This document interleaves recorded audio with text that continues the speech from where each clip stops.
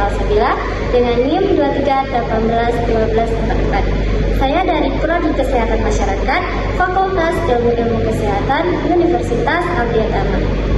Di sini saya ingin menyelesaikan tugas midterm saya dengan mata kuliah Epidemiologi Penyakit Menular dengan dosen pengampu Bapak Muhammad Hidayatullah SKM MKM.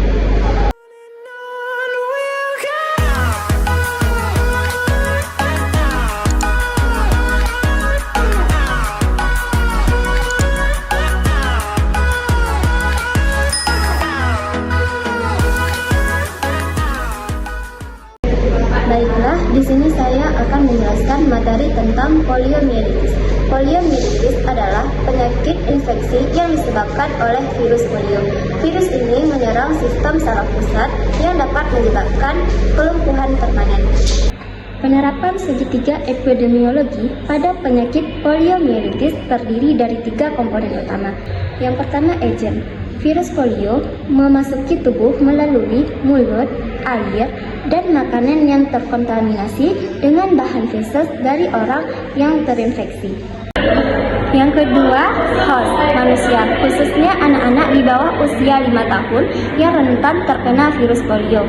Kelompok yang rentan lainnya termasuk kelompok minoritas, pengungsi, dan masyarakat miskin perkotaan. Yang ketiga, environment, lingkungan yang tidak seimbang, seperti kesehatan masyarakat yang buruk, kurangnya imunisasi, dan kurangnya akses ke fasilitas sanitasi yang baik, memudahkan penyebaran virus polio.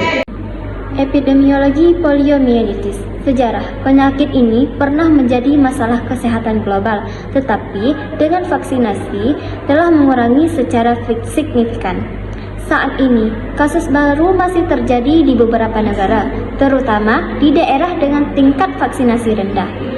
Tren peningkatan kasus dengan penurunan cakupan vaksinasi dan penolakan vaksinasi. Etiologi poliomielitis. Yang pertama, virus. Terdapat 3 jenis virus polio virus tipe 1, 2, dan 3. Yang kedua, penularan. Virus menyebar melalui kontak dengan tinja orang yang terinfeksi atau melalui tetesan air liur. Yang ketiga, reproduksi. Virus berkembang biak dalam saluran pencernaan dan kemudian menyebar ke aliran darah. Yang keempat, kerusakan. Virus dapat menyebabkan kerusakan saraf permanen, menyebabkan kelumpuhan. Gejala poliomielitis. Gejala ringan, demam, sakit kepala, kelelahan, dan nyeri otot. Gejala sedang, kaku leher, nyeri punggung, sakit kepala, dan sensitif terhadap cahaya. Gejala parah, kelumpuhan, kesulitan bernafas, dan bahkan kematian.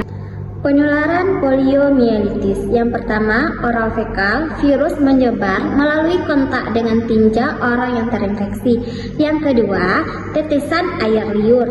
Virus juga dapat menyebar melalui tetesan air liur yang dilepaskan saat batuk atau bersin. Yang ketiga, air dan makanan.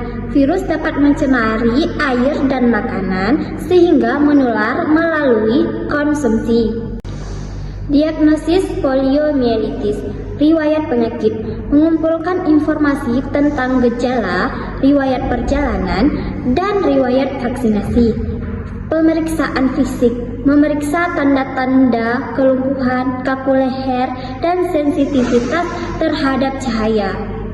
Tes laboratorium. Melakukan analisis dan cerebrospinal, tes darah, dan tes tinja untuk mengidentifikasi virus polio. Pencegahan poliomielitis. Yang pertama, vaksinasi. Vaksin polio adalah cara paling efektif untuk mencegah penyakit ini.